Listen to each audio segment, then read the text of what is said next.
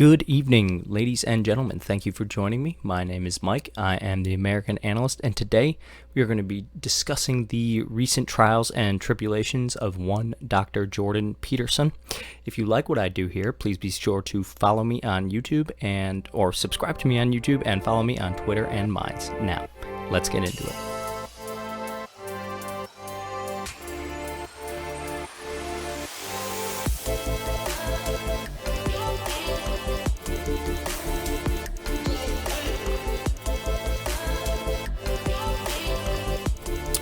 Okay, so a bit more of a rant video today. I spent a while editing and recording yesterday for my video about what my channel is about, which I will link in the description of this one.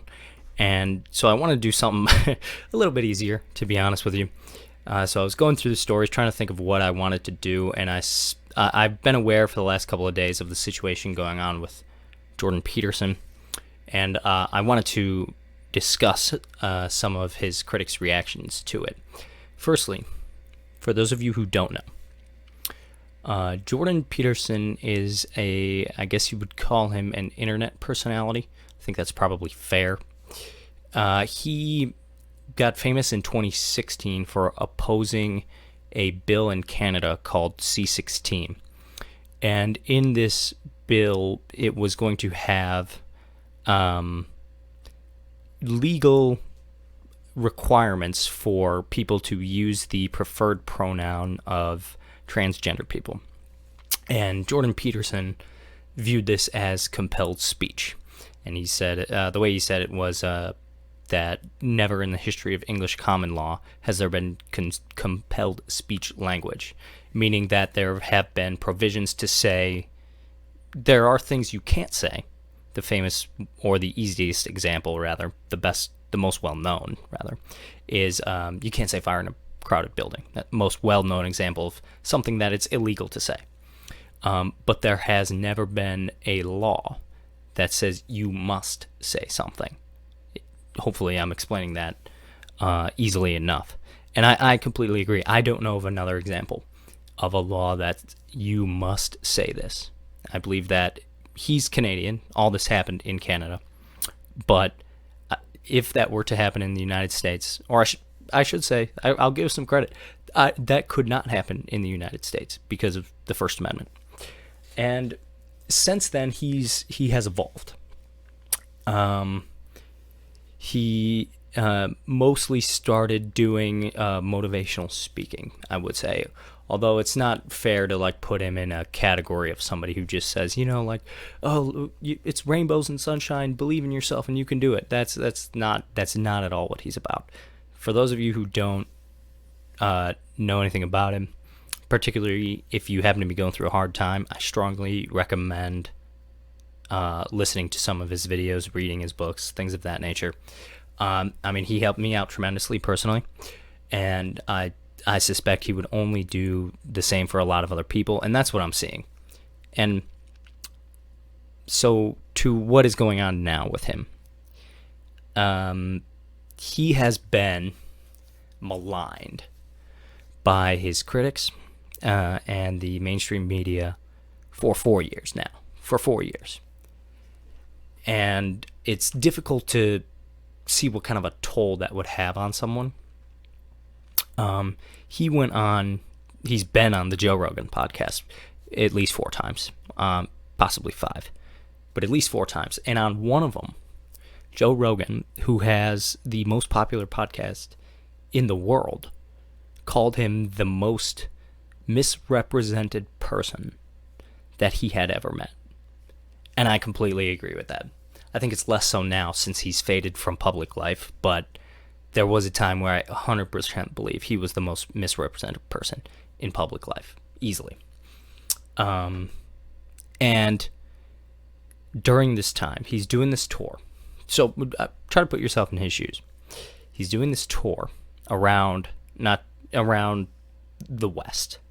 I don't know, basically Western Europe, North America, Australia, and New Zealand. So that kind of Anglo sphere.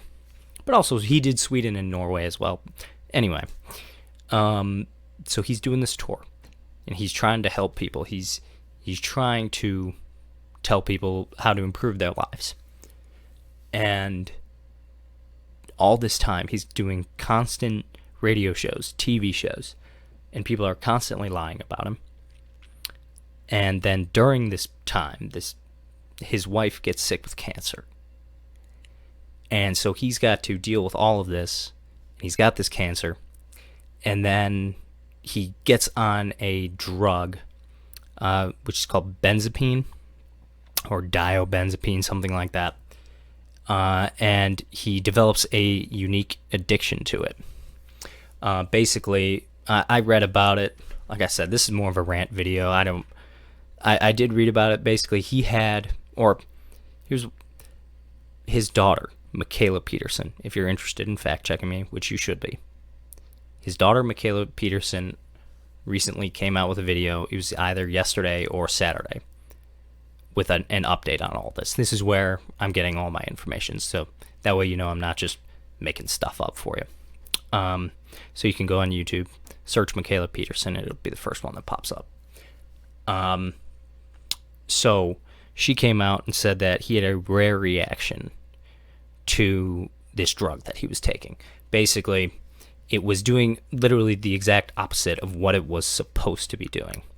And then I recently saw a video where he went to rehab. This was last summer. He went to rehab. And I thought that would be the end of it. And that, eventually he'd come back to public life. But it turns out that this drug, this benzapine thing, actually detoxing from it that quickly is actually life-threatening. I don't know anything else beyond that. Michaela did mention in the video that it can cause suicidal tendencies. I don't know if that's what happened at all. I have no idea. But then this brings me to, okay, so now I'll finish the story and then I'll go into this article. So he then, after they figured out that, like, hey, it's actually the rehab that's, like, killing him. They flew him to Russia for experimental surgery, and it appears that he's in stable condition. I don't know what will happen in the future, but all I have to say is Godspeed, Jordan. And so, the pronoun enforcer. All right, well, first off, the post-millennial, I would never use the post-millennial for anything other than what I'm doing now, which is, this is entirely my opinion. So if it was anything like a news story that I was doing, I would never use the post-millennial. It's by Lauren Chen. She is a right-wing personality. I like her. But that's my personal opinion. They certainly have their bias. That's why I say I would never use them for an actual, like, story. But again, like, this was perfect for what I wanted to talk about. The reaction of some of Jordan's critics has truly been amazing. So we're gonna go through some of these, and it kind of just makes you wonder what kind of place that these people are in. That was, I already went through the story. So, all right. Do I think Jordan Peterson deserves a pass on his bigotry because he's suffering? No. But do I think he deserves dignity despite his situation being a product of views that he profits from? No. But do I think he deserves sympathy despite him not extending it to others? Also no. So he is deserving of no sympathy. That's what it comes down to. Great job, pronoun enforcer. You really earned that blue check mark. All right, hashtag karma. Amazing. Jordan Peterson. Oracle to gullible young men. Anybody who's read his stuff, that is just not true. That is patently false. Preacher of macho toughness, heretic, hectoring. Preacher of not macho toughness and hectoring bully to snowflakes. Is addicted to strong drugs and his brain is riddled with neurological damage. He deserves as much sympathy as he showed others. All right. All right, hectoring, bully. Yeah, so we'll see how well you're doing, Amir, when your wife gets cancer and everyone lies about you. But wait a second. I thought an all-meat diet and toxic masculinity was the key to life. This man is a complete fraud. While I wish no ill... Yeah. Oh my God. What? This man is a complete fraud. And then the next sentence, I wish no ill will on anyone. You're a fraud. No offense. All right.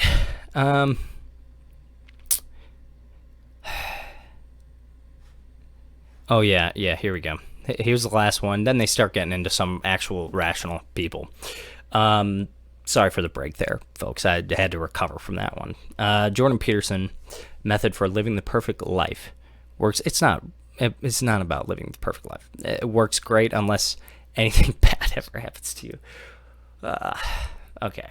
At which point you develop the worst benzo habit of all time and end up being kidnapped by your daughter and experimented on in a Russian prison. I'm nice. What is it? Like, I wish no ill will, and then I'm nice. No, you're not. You're neither of those things. For living the perfect life. Okay, so it works great until anything less bad ever happens to you. I'm not going to discuss my religious beliefs in this particular video. I will eventually, but it'll be organic to a particular topic. But there's something that Jordan says quite frequently, that there's an intellectual tradition in the West that is pick up your cross and bear it. So I don't see how that at all is, unless as soon as something bad happens to you, his whole philosophy falls apart. That's just not true. All right. And then I'm going to stop with this one because I think we probably had enough. At least I've personally had enough. I'm ready. I'm going to relax. I'm tired, mentally tired, I should say. All right. So this is a good one. I mean that literally. This is a good one. I'd like to come out as a big fan of Jordan Peterson. Not only has he helped and inspired countless young men, but he inspired me to start writing after an 11-year hiatus. He retweeted and shared my articles on social media and even sent me an email of support. I owe him a lot. I totally agree. Catherine, excellent point. I have nothing to add to that. If you like what I do, please be sure to follow me here on YouTube, or subscribe to me here on YouTube, and follow me on Twitter and Minds. Godspeed, Jordan Peterson. Have a good one. Thank you all for listening. This is Mike, the American Analyst. Follow me on Twitter, Minds, and subscribe to me on YouTube, and be sure to hit that bell notification. I'll be coming out with new videos every single day for your viewing enjoyment. Have a good one.